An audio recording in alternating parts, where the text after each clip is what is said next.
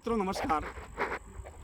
अगर जीवन में किसी व्यक्ति को, घटना को, कर्म को और पूरी दुनिया को सहजता, सरलता और विनम्रता के साथ हमें समझना है, हमें अगर किसी घटना की बहुत ही गहराई के तल पर पहुंचना है, तो व्यक्ति को एक पानी की तरह तरल, सरल, सहज और पारदर्शी बनना चाहिए। क्योंकि दोस्तों, दुनिया का सबसे सरल, सहज पदार्थ है वह है पानी। और इस दुनिया में सबसे ज़्यादा शक्तिशाली है, जो बड़े से बड़े चट्टानों को, बड़े से बड़े पहाड़ों को तोड़ देता है, वह है पानी।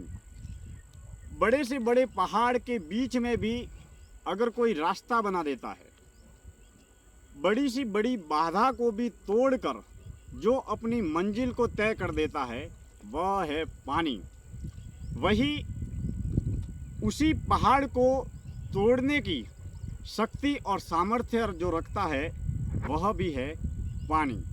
मित्रों, पानी के बहाव में बहते बहते एक नुकीला पत्थर भी एक शानदार मूर्तिनुमा या शानदार घिसते घिसते एक सुंदर आकृति को धारण कर लेता है। दोस्तों, पानी जीवन को जीने का सबसे बड़ा संकेत देता है, सबसे बड़ी प्रेरणा देता है।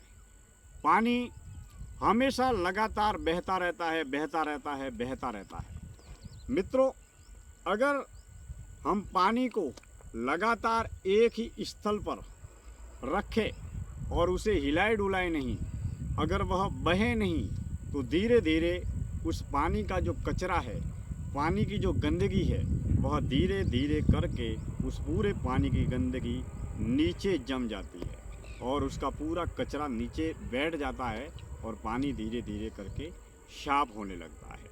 तो मित्रों, उसी तरह हमारे जीवन में भी अगर हम मन में विचार, विकार, अहंकार और तमाम तरीके के विचारों के कचरे को अगर साफ करना चाहते हैं, अगर हम हमारे मन को शुद्ध, सात्विक और पूर्ण रूप से साफ करना चाहते हैं, तो दौड़ते, भागते, भटकते इस औजारू बाजारू जीवन में कभी कभी हमें स्थिरता प्राप्त करनी चाहिए, हमें स्थिर स्थायी जीवन जीना चाहिए और हमें समय समय पर अपने विचारों का, अपने मन का, अपने विकारों का, अपने अहंकार का अवलोकन और निरीक्षण करते रहना चाहिए।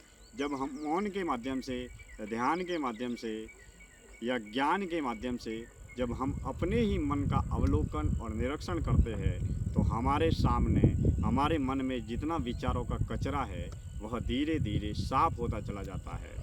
और जितना मन साफ होता है, जितना मन रिक्त होता है, जितना मन मुक्त होता है, उतना ही हम मुक्ति की दिशा में आगे बढ़ते चले जाते हैं। मित्रों, पानी लगातार बहता रहता है, पानी हमेशा अपनी मंजिल तय करता रहता है। वही पानी एक संदेश ये भी देता है कि जिस तरीके से हम अलग अलग व्यक्तियों से मिलते हैं, तो हम अपने विचार, अपना ज्ञान, अपना अनुभव, अपना कर्म किसी पर थोपने का प्रयास न करें। पानी सबसे बड़ा प्रेरणा देता है कि हम अपने जीवन में समझौता करने की कला सीखें। जैसे पानी को गिलास में लिया तो वो गिलास का रूप धारण कर लेता है, पानी को बाल्टी में लिया तो बाल्टी का रूप धारण कर लेता है, पानी को अगर कटोरे में लिया तो कटोरे का रूप धारण कर लेता है। ठीक उसी तरीके से हमें जीवन में हर तरह के लोग, हर विचार, वाणी, व्यवहार, भले बुरे, छोटे बड़े, अमीर गरीब, हर तरीके के लोग मिलते रहते हैं। तो पानी से ये भी सीखना चाहिए कि हम अपने जीवन में पानी की तरह सहज, सरल, विनम्र होकर सबके साथ चलने का, सबके साथ बने रहने का और जीवन में समझौता करने की भी कला सीखते रहे।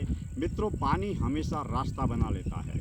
जब नदी आती है या बारिश होती है, तो जंगलों में, पहाड़ों में किसी भी प्रकार का कोई भी रास्ता नहीं होता है, लेकिन पानी उन बड़े बड़े पहाड़ों से रास्ता बना लेता है और वही रास्ता नदी के रूप में धीरे धीरे करके आगे बढ़ता चला जाता है। तो दोस्तों, पानी एक सीख और प्रेरणा ये भी देता है कि जीवन में रास्ते कभी भी कहीं भी बंद नहीं होते, बस केवल व्यक्ति को नियमित निरंतर संघर्ष करते रहना चाहिए।